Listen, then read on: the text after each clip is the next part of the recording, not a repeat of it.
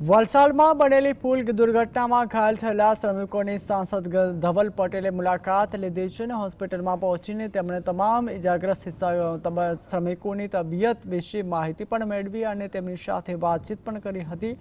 આ દરમિયાન સાંસદ ધવલ પટેલે જણાવ્યું છે કે દુર્ઘટનામાં કોઈ પણ પ્રકારની કચાશ સરકાર છોડવાની નથી। ઘટનાની સંપૂર્ણ તપાસ કરવામાં આવશે અને જો કોઈ પણ બેદરકારી સામે આવશે તો કાયદાકીય તમામ કાર્યવાહી પણ સરકાર દ્વારા કરવામાં આવશે।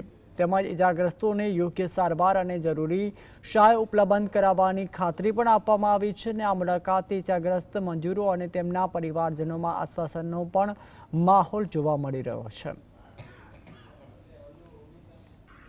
શ્રમિકોએ જે મને વાતચીત હમણાં કરી કે અચાનક જ એમની પર જે આ ગડર લગાવ્યું હતું એ પડ્યું અને એના પછી એમને અલગ અલગ લોકોને અલગ અલગ ઇન્જરી થઈ છે।